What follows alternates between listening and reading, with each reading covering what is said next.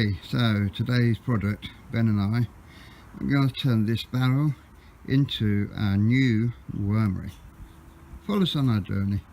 I'm just going to talk you through our plans of what we're going to do. We've got another bung here. We're going to seal that off like so, and then in the top we're going to drill holes for the worm juices to flow out. We're going to cut the barrel off around about here all the way around. We're going to cut it off around about here all the way around, and then we're going to turn the top upside down and use the lip around the top to sit on the top of here. And what will happen is the worm juices will flow through the holes and catch in this bottom half here, and then from there we will just drain it out and put it into storage bottles. And I've explored the options of using taps and things, but a little bit concerned about the nozzles getting bunged up, so, or not getting up to the allotment and not emptying and drowning in their own waste. So I thought a drain method, and just periodically when we come up and feed them, just drain it out of the bottom container. So Ben, you ready? We're going to get building. So what we've done is measured 25 inches from the top all the way around. We drew some lines around, or some marks, and then we put this masking tape all the way onto the lines just to try and give us a straight line. And we're now going to cut that using a jigsaw. So as you can see, now it's cut down, and the top half of the barrel is now sitting in the bottom section of the barrel. And once we've got the holes inside here, all the worm juices will flow into the reservoir at the bottom. And what we've also done is sort of drilled some holes on the side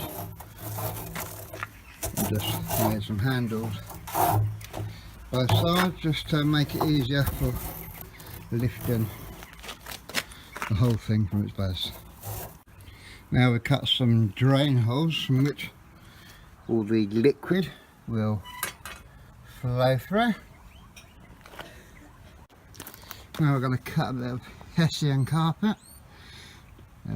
Just used the base as a template and drew around it, and we're going to cut it out, and then that will sit in the bottom of the barrel to allow the juices to drain through and go through the holes, but keep the worms in, and just to give it a little bit of insulation at the bottom.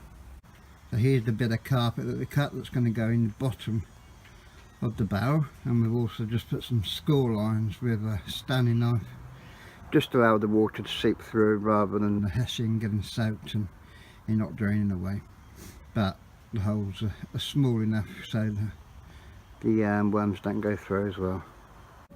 And what we've done is actually put about an inch thick in-depth layer of rabbit and guinea pig manure, just to give a base for the worms to live in. You can use sort of a spent compost or compost to live in as well, but you then risk the barrel becoming fairly heavy, so I wanted to use something a little bit lighter. So now all we need to do is add the worms and the worm feed.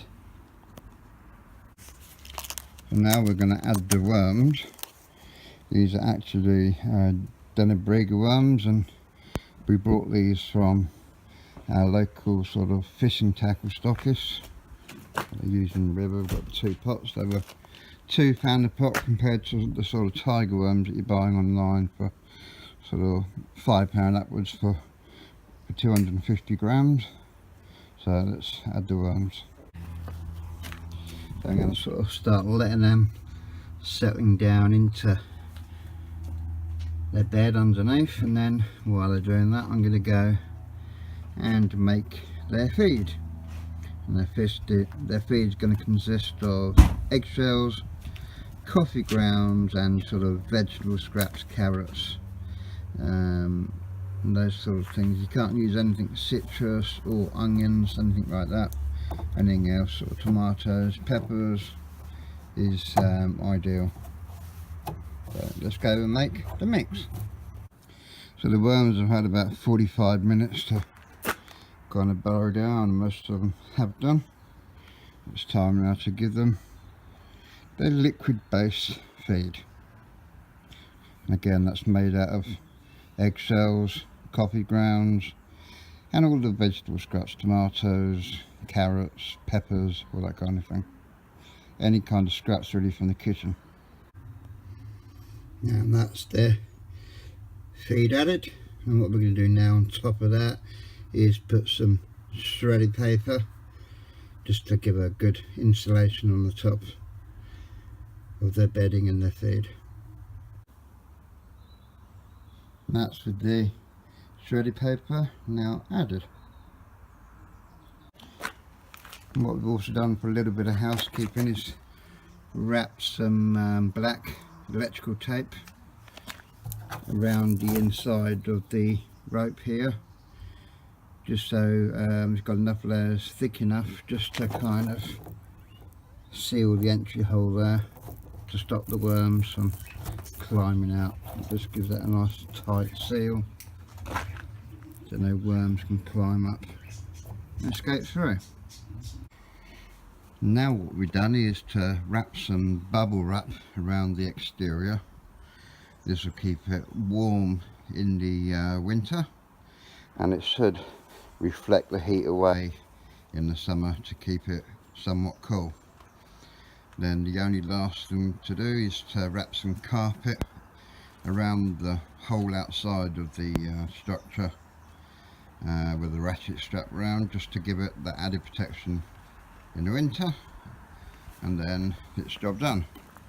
Just added a layer of thin cardboard on the inside just to keep the worms warm and sort of compress down so they don't really climb up the sides and sort of move around too much. And once the lid's on, that's the job done.